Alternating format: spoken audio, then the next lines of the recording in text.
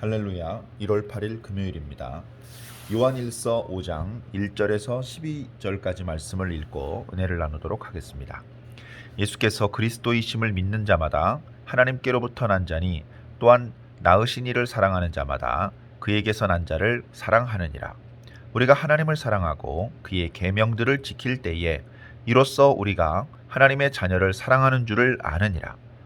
하나님을 사랑하는 것은 이것이니 우리가 그의 계명들을 지키는 것이라. 그의 계명들은 무거운 것이 아니로다. 무릇 하나님께로부터 난 자마다 세상을 이기느니라. 세상을 이기는 승리는 이것이니 우리의 믿음이니라. 예수께서 하나님의 아들이심을 믿는 자가 아니면 세상을 이기는 자가 누구냐?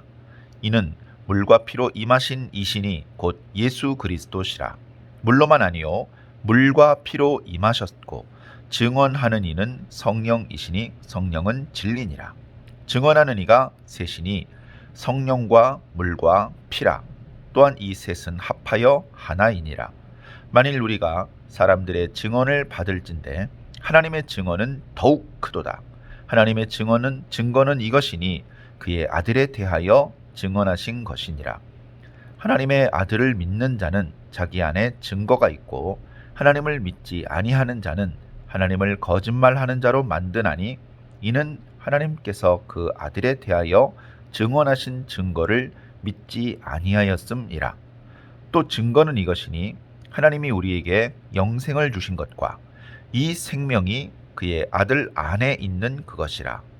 아들이 있는 자에게는 생명이 있고 하나님의 아들이 없는 자에게는 생명이 없느니라. 아멘. 예. 요한일서 5장, 이제 요한일서 전체가 이제 마무리되는 장면이죠. 그래서 그동안 이렇게 사도 요한이 이야기했던 그 말씀들이 계속해서 이어지는데요. 여러 가지 핵심적인 주제가 있죠. 사랑하는 것, 계명을 지키는 것, 하나님을 아는 것, 또 예수 그리스도를 믿는 것, 이런 여러 가지 주제들이 중첩돼서 나오고 있는데 이런 것들을 곤란하게 또는 그게 그건 것처럼 이렇게 생각하기보다는 조금 이렇게 자세히 살펴보시면 그렇게 어렵지 않게 마치 섞여 있는 그 실타래가 풀려서 하나의 가닥으로 나오는 것처럼 조금 더 단순하면서도 강력하게 우리들의 가슴 속에 정립이 될 수 있으니 그런 심플한 마음으로 또는 하나님 앞에 맡기는 그런 마음으로 말씀을 반복해서 읽어주시기를 부탁을 드립니다. 오늘 말씀 첫 구절은요, 믿음에 대한 이야기를 하고 있습니다. 예수께서 그리스도이심을 믿는 자마다 하나님께로부터 난 자다. 자, 여러분 예수께서 그리스도라는 걸 믿으십니까?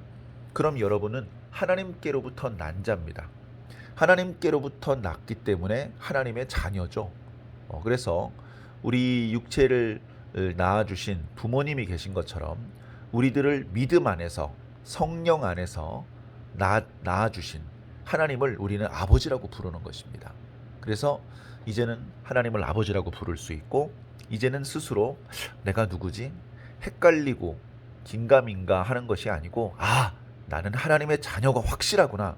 그런 분명한 자기 정체성을 가질 수 있는 것입니다. 자, 이렇게 하나님께로부터 난 자에게는 여러 가지 특징이 있습니다. 곧바로 이어지는 1절 뒷부분을 보면 우리를 낳으신 분을 사랑한 자마다 그에게서 난 자를 사랑한다 라고 말하고 있습니다. 자, 우리를 낳아주신 분이 누구죠? 바로 하나님. 그래서 우리 모두는 하나님을 사랑하는 것입니다. 그런데 하나님을 사랑하는 자는 동시에 하나님께로부터 태어난 자를 사랑합니다. 하나님께로부터 난 자는 첫째 예수 그리스도입니다. 그리고 예수 그리스도 안에서 우리처럼 하나님 안에서 난 자들, 다시 말해서 또 다른 하나님의 자녀들이 있는데 우리는 하나님을 사랑하는 것처럼 하나님의 아들과 또 아들 안에 있는 모든 성도들을 또한 사랑하는 것이죠. 말과 혀로만 사랑하지 않고 행함과 진실함으로 사랑합니다. 누구처럼? 하나님처럼, 예수님처럼. 하나님께서 우리를 사랑할 때 말로만, 예수님께서 우리를 사랑하실 때 혀로만 사랑하지 않으시고요. 행동으로 보여주셨습니다. 우리를 살리기 위해서 어마어마한 대가를 아낌없이 치르셨습니다. 그렇게 하신 것은 사랑하시기 때문입니다.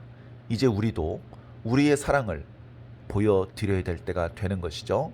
우리도 하나님을 사랑하며 동일한 말씀 안에서 우리의 형제를 사랑할 수 있어야겠습니다. 그래 3절은 하나님을 사랑한다는 것은 다른 게 아니다. 그냥 가만히 앉아서 말로만 하나님 사랑합니다 라고 되뇌이는 게 아니고요. 구체적으로 그의 계명들을 지키는 것입니다. 그의 계명에 대해서는 이미 앞부분에 여러 번 반복하신 것처럼 예수 그리스도를 믿고 형제를 사랑하는 것, 이것이 바로 계명이고 그 계명을 지키는 것입니다. 자, 4절과 5절에 다시 한번 믿음에 대해서 강조하고 있습니다. 무릇 하나님께로부터 난 자마다 세상을 이긴다. 어떻게? 믿음으로 이긴다. 어떤 믿음? 5절에 예수께서 하나님의 아들이심을 믿는 믿음. 자, 이제 내내 같은 말인데요. 1절에는 예수께서 그리스도라는 것을 믿어야 되고요. 그 다음에 5절에서는 예수께서 하나님의 아들이라는 것을 믿어야 됩니다. 이 두 가지 문장이 서로 대립되는 게 아니죠. 하나의 문장입니다. 그래서 우리는 예수 그리스도 하나님의 아들이라고 믿고 고백하고 있는 것입니다. 우리가 그건 말고도요, 많은 것을 믿죠. 구약성경도 믿고 신약성경도 믿고 거기에 기록된 많은 사건들도 지어낸 것이 아니라 실제 있었던, 거기에 표현되고 있는 여러 초자연적인 기적적인 일들도 지어낸 이야기가 아니라 실제 있었던 하나님의 능력으로 나타났던 일이라는 것을 믿습니다.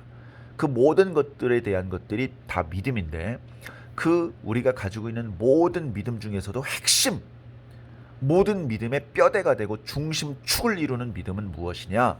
바로 예수 그리스도 하나님의 아들이라는 믿음입니다. 이미 그리스도에 대한 개념이 있었습니다. 이미 하나님의 아들이라는 개념이 있었습니다. 그런데 그게 바로 예수님이라는 것을 믿어야 된다는 것입니다. 그런 분명한 믿음이 있어야 하는데, 사도 요한 시대에 그것을 흔드는 많은 이단들이 있었습니다. 여러 종류의 이단들이 있죠. 그 여러 종류의 이단들마다 각각 강조점이 조금씩 달랐지만 공통점은 뭐냐? 예수가 하나님의 아들이 아니다, 예수가 그리스도가 아니다 라고 그렇게 주장하는 그런 함정들을 가지고 있는 것들이었습니다. 그래서 그 모든 것들에 대하여 아니다, 예수님은 하나님의 아들이 맞다, 예수님은 그리스도가 맞다 라고 힘주어 강조하고 있는 것입니다. 이어지는 말씀들 6절, 7절, 8절을 보면 예수 그리스도께서 하나님의 아들 그리스도라는 것을 물과 피와 성령으로 증언하고 계신다. 자, 물은요, 예수님의 세례를 말합니다. 예수님께서 태어날 때부터 하나님의 아들이셨지만 본격적으로 사람들에게 하나님의 말씀을 가르치시고 하나님의 능력을 보여주신, 그것은 성령 받은 이후에 그렇게 된 것입니다. 예수님께서 성령을 받으시고 세례를 받으시고 그 물에서 올라오실 때, 그때 성령이 비둘기 같은 모양으로 예수님에게 임하였다라고 기록하고 있고요. 바로 그 순간 하늘에서 이는 내 사랑하는 자며 내 아들이다 라고 증언하시는 그 음성이 들렸습니다. 그렇게 예수님의 사역이 시작됐고요. 그 다음에 피입니다. 예수님은 말로만 하나님의 아들이 아니었고 말로만 그리스도가 아니었습니다. 예수님께서는 말로만 우리를 사랑하신 것이 아니었고, 예수님께서는 피를 흘려주심으로 당신의 사랑의 진정성을 보여주셨습니다. 세상의 그 어떤 피보다 귀중한 보배 피, 그것을 남김없이 쏟으셔서 우리의 죄의 그 값을 치르시고 우리를 그 죄로부터 해방시키시며 구원해 주셨던 것입니다. 그렇게 피를 흘리셨을 때에 또한 그 옆에 목격했던 백부장이 이는 참으로 하나님의 아들이었도다라고 증언하게 하셨습니다. 그뿐만이 아닙니다. 예수님은 다시 살아나셨습니다. 성결의 영으로 하나님의 아들로 인정되셨다라고 또한 증언하고 있습니다. 이렇게 예수님께서는 물과 피와 성령의 증언을 받으셔서 참으로 하나님의 아들이시며 그리스도라는 것을 증거 받으셨던 것입니다. 이것으로도 부족합니까? 이것으로도 부족하면 이어지는 9절과 10절의 말씀을 보면 하나님께서도 예수가 그리스도라는 것을 증언하셨다. 9절에 보니까 만일 우리가 사람의 증언을 받아들인다면 하나님의 증언은 더욱 위대한 증언이 아니겠느냐. 하나님께서 바로 당신의 아들에 대하여 증언하셨다. 만약에 우리 사도들의 증언을 받아들이지 않는다면 우리 사도들의 증언은 하나님의 증언을 기초로 한 것인데 그것은 하나님의 증언도 받아들이지 않는 것이 된다. 그렇다면 더 이상 너희들은 하나님의 진리 안에 있는 자도 아니고 믿음 안에 있는 자도 아니고 더더군다나 생명 안에 있는 자도 아니다.